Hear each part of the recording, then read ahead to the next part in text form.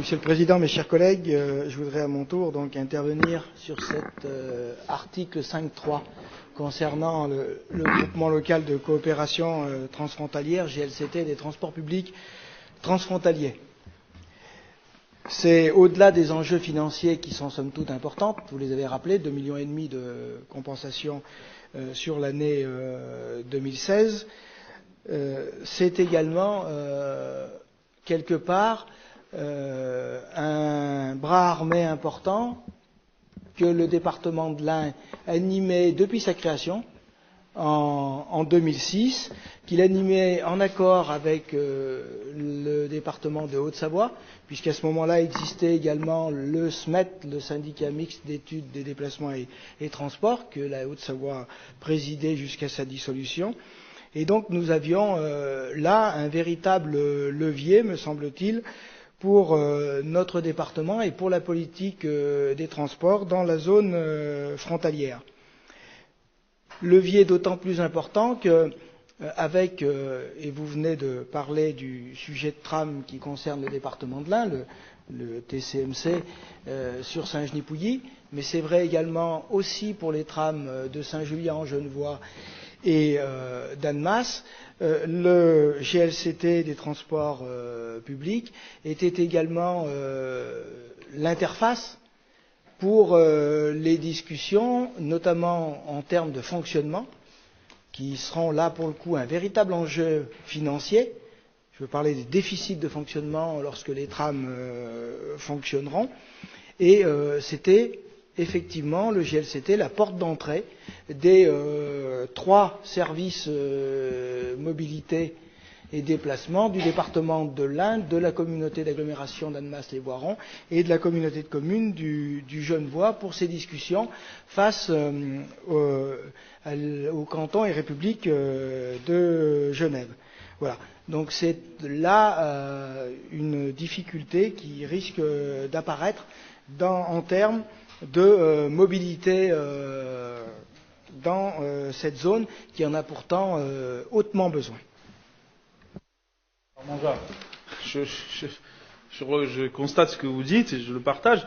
Je dis simplement que nous devons appliquer la loi. Et que la loi, malheureusement, nous dit on a essayé de faire expliquer que le GLCT est un district européen qui donc sortait du champ de compétences. Et on voit bien, il y a une question écrite qui a été posée au gouvernement. Bon, je l'ai pas sous les yeux, mais je pourrais vous la faire passer. La réponse est claire de la ministre, et qui est une réponse qui nous dit clairement que le GLCT est un syndicat mixte de transport comme les autres, et que donc il doit rentrer dans le champ du transfert de compétences. Donc à partir de ce moment-là, on a dû l'intégrer dans le champ du transfert de compétences. Et en plus de ça, nos collègues de Haute-Savoie, qui sont aussi membres du GLCT, eux l'avaient déjà intégré dès le début. Donc la Haute-Savoie sortira, comme nous, du GLCT, transport public, pas surtout le GLCT, mais surtout le GLCT transport public.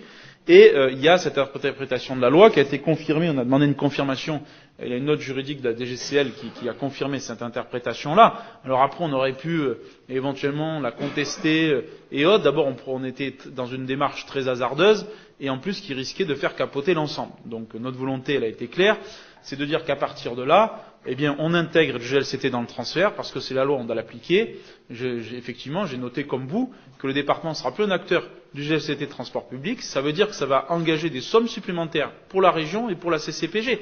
Parce que c'est là où je précisais, c'est que l'incompétence juridique vaut incompétence financière. Et que donc, à partir de ce moment-là, du moment qu'on ne peut plus être dans le GLCT transport public, on ne pourra plus participer au financement des lignes et des déficits d'exploitation des lignes qui sont celles qui sont dans le cadre du GLCT transport public. Et que donc, ça va forcément entraîner une surcharge.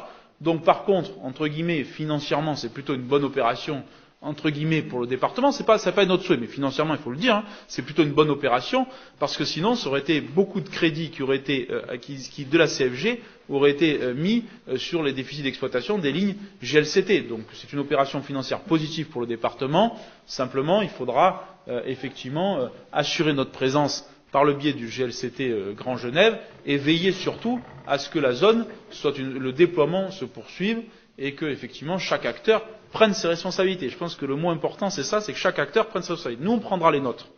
Le département a toujours pris les notes dans cette zone, nous les prendrons. Sur les investissements en termes d'infrastructures, je l'ai dit tout à l'heure, sur la part du CFG consacrée au transport, nous prenons nos responsabilités. Il faudra que les deux autres acteurs centraux, que sont la région et la communauté de communes de Pays de Gex, prennent aussi cela. Nous aurons des discussions ensemble pour trouver effectivement un accord et permettre surtout enfin de rendre la vie un peu plus facile de nos frontaliers qui sont toujours plus nombreux et qui passent toujours plus de temps dans leur voiture. Est-ce qu'il y a